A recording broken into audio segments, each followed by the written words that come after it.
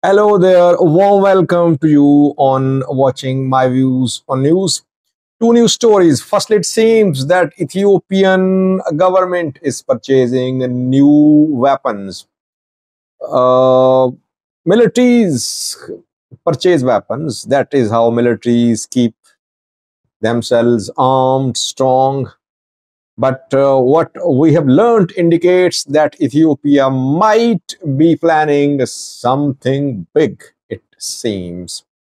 Secondly, Eritrea Sudan. Who is on which side is Eritrea when it comes to conflict in Sudan? We have been reporting about Al Burhan's visit of Eritrea. Al Burhan, the general, visited Asmara a few weeks ago. But Eritrea hosted some Sudanese leaders, mainly from Western Sudan. Now it seems that Eritrea has made a final decision about which side to support. And now we could see the other side in Sudan try to find allies who could be opposed to Eritrea. Let's start with a new story about purchase of new arms by Ethiopian government. When there was war between Tigray region and Ethiopian federal government supported by Eritrean military from 2021 November till 2023, 2 years, we saw that dozens of flights carrying military hardware landed in Ethiopia. Flights from Turkey, Tekirdağ Carlo Airport of Turkey was used, which is known for shipping drones, TB2 drones. Dozens of flights from UAE and flights from Iran. Arab countries armed Ethiopian federal government. Ethiopia managed to get modern combat drones, TB2s, Winglongs, Muhajir 6. And then the drones changed battlefield balance in support of Ethiopian military. Delivery of drones, munitions, weapons was confirmed through monitoring of flights. Back then, dozens of flights were tracked by experts between airports in Iran, Turkey, and UAE, known for transporting weapons, and Ethiopian airport used for receiving military supplies. Which airport? Harar Mada Airport, Bishafto, Oromia, where there is an Ethiopian Air Force base. Almost all those flights back then landed at this airport. The flights of military transport planes were definitely carrying military hardware. And then we saw that this flight operation, which was sort of air bridge, it came to an end because the Ethiopian government had enough weapons, enough drones and munitions. After that, we saw just a few flights, one or two or three, I think, no air bridge. Now, it seems that now again we are starting to see more such flights to Ethiopian Air Force base from an Arab country, not Turkey. Ethiopia does not want to have new drones. It already has TB2s. TB2s are new drones. Ethiopia only needs munitions. Munitions can be supplied by other means too.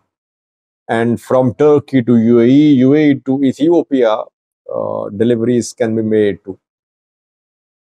Within the last 1 week or so, I would say, 10 days at maximum.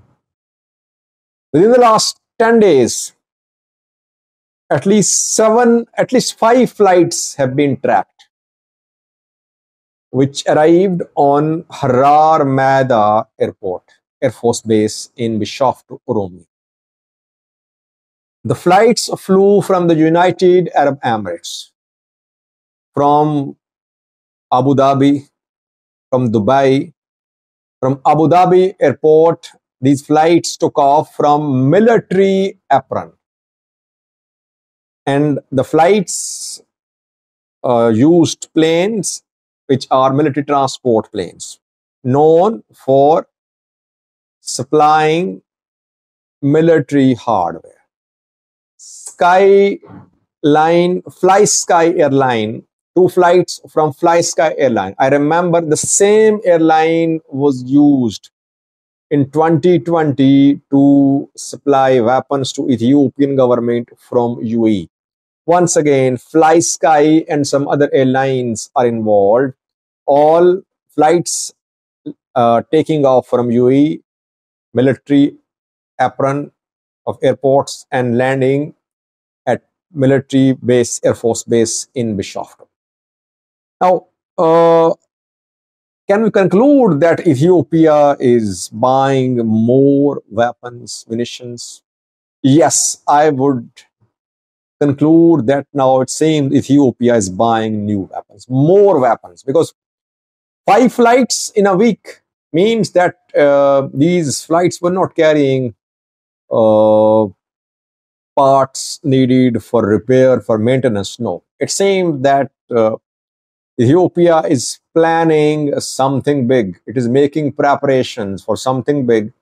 It wants to be fully prepared. So that is why it is getting more weapons. And by the way, Ethiopia is modernizing and upgrading the capabilities of its forces. Because almost around a week ago, when there was a military parade in Addis Ababa, we saw some Russian systems which are known for jamming signals. Electronic warfare systems like Karasakha were seen on display in Addis Ababa, which I think Ethiopia bought recently. I don't think 2 years ago Ethiopia had Karasakha. Maybe Ethiopia needs these systems to be deployed at GERD, because the most advanced Ethiopian air defense systems, etc., are deployed at GERD site. GERD is of extreme importance for Ethiopia. So reportedly, their S-300 are deployed, Russian air defense systems. Karasakha, whether deployed or not, but Ethiopia has now Karasakha, Russian electronic warfare systems.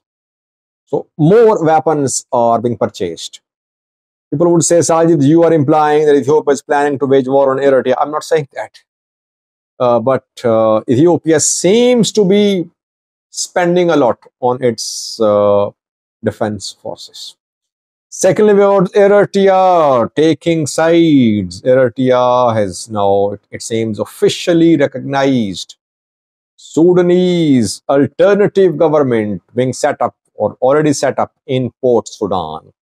Sudan's capital Khartoum is largely under RSF control, Rapid Support Forces.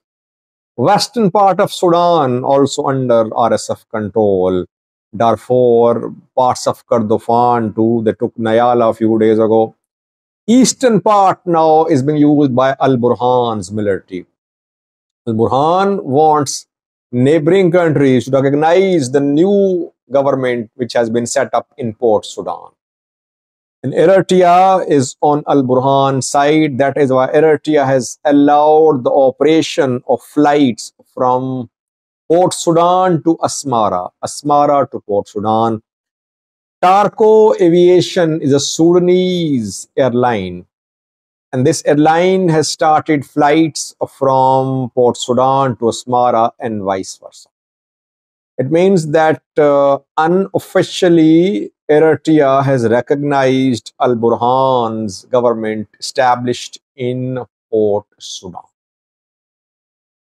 Now, Eritrea on Al-Burhan side, what will RSF do? Rapid Support Forces of Hamdan Dagalo. It means that Rapid Support Forces would try to find allies which are against Eritrea. Interestingly, Kenya is accused of supporting Rapid Support Forces. If you remember, Al-Burhan accused Kenya of supporting Rapid Support Forces. He refused to accept Kenya as the head of a committee formed by IGAD to mediate between Rapid Support Forces and Sudanese military. And Ruto and Isaias Afwerki are very close. Ruto, Abiy, they proposed military intervention in Khartoum, if you remember, a few weeks ago. That proposal was rejected by Al-Burhan. So it's a very complicated situation in the Horn of Africa. Isaias Afwerki, Ruto on one page, but they're taking different positions when it comes to Sudanese conflict. Ethiopia, where does Ethiopia stand? Al-Burhan has not visited Ethiopia so far. Al-Burhan sees Ethiopia as RSF ally. And one of the reasons behind Al-Burhan's refusal to visit Ethiopia, that Ethiopia and Kenya proposed military intervention in Khartoum. By the way, had there been military intervention in Khartoum, Khartoum might have been saved. Or at least both parties would have been in Khartoum. Now Khartoum largely under RSF control. So back then Al-Burhan said it was a violation of Sudanese territorial integrity and sovereignty that other countries were preaching military intervention. But now Al-Burhan has lost control of large parts of Western, Central Sudan, and he's establishing a government in Eastern Sudan. So Eritrea has now taken sides very clearly. It is on Al-Burhan side. RSF will try to find now allies which are opposed to Eritrea. Let's see what Ethiopia does. Thank you for watching.